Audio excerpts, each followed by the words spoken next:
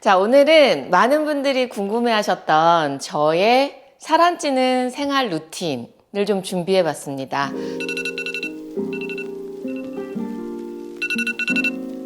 아침잠이 많은 저는 아침에 한 번에 일어나기가 참 어려워요.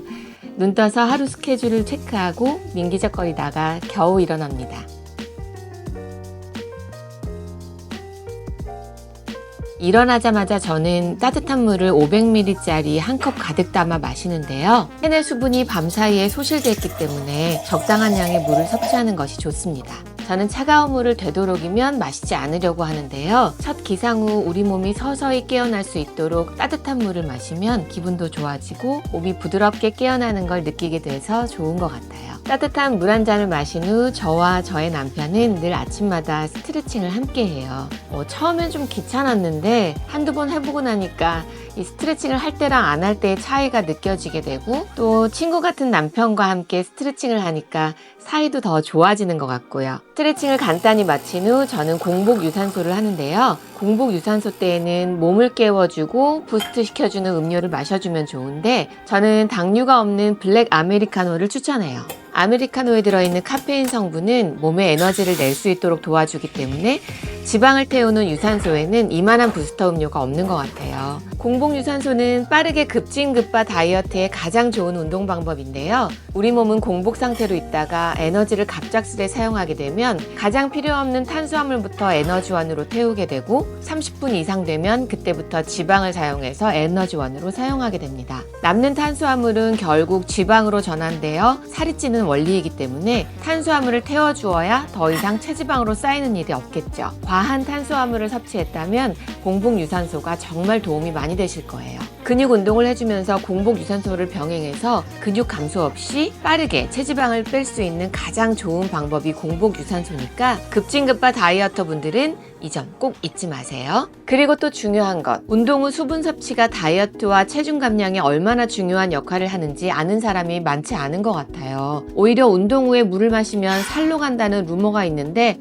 그건 정말 아닙니다. 수분 섭취는요, 운동 후에 근육 회복, 체중 관리에 큰 영향을 미치는데요. 우리 몸에 수분이 부족한 상태에서는 바로 살찌는 체질이 되는 겁니다. 운동 후뿐 아니라 하루 2리터 물 마시기 꼭 실천하셔야 돼요. 저는 언제나 16시간 공복을 유지합니다. 저녁 6시 이전 식사를 마치고 밤사이 16시간의 공복 상태를 유지한 후 아침 10시 이후에 아점으로 첫 식사를 하는데요.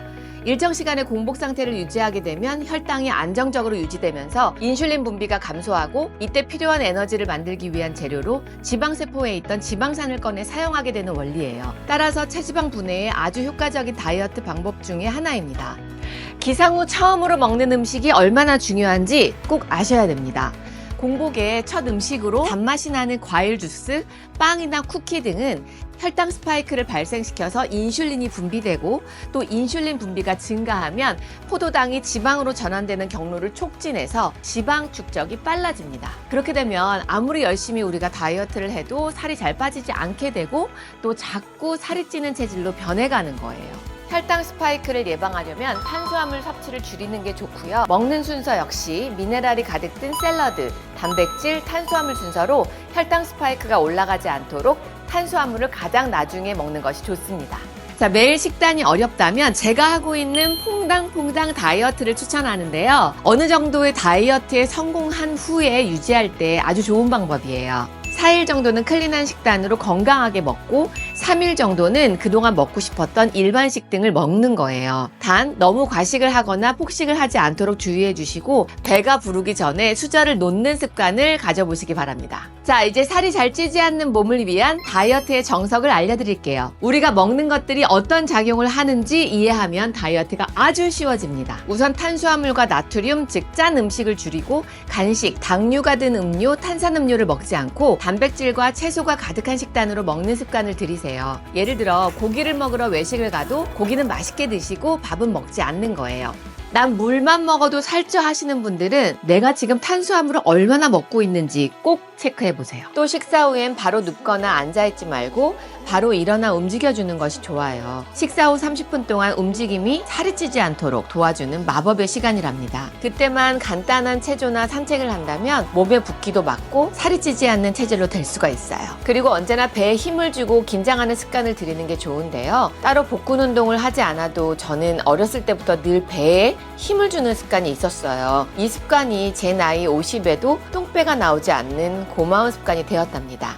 목표는 분명하고 실현 가능해야 합니다. 언제까지 실천할 건지에 대한 명확한 일정, 그리고 아주 구체적으로 해야 할 일들을 하나하나 적어서 매일 그걸 실천하려고 노력하는 것이 중요해요. 맹목적으로 그냥 살 빼야지 하다 보면 여러 유혹에 흔들리게 될 거고, 그렇게 또 실패하는 다이어트의 반복이 될 거예요. 그 누구도 아닌 나 자신과의 약속을 꼭 지키겠다는 강한 신념 잊지 마세요.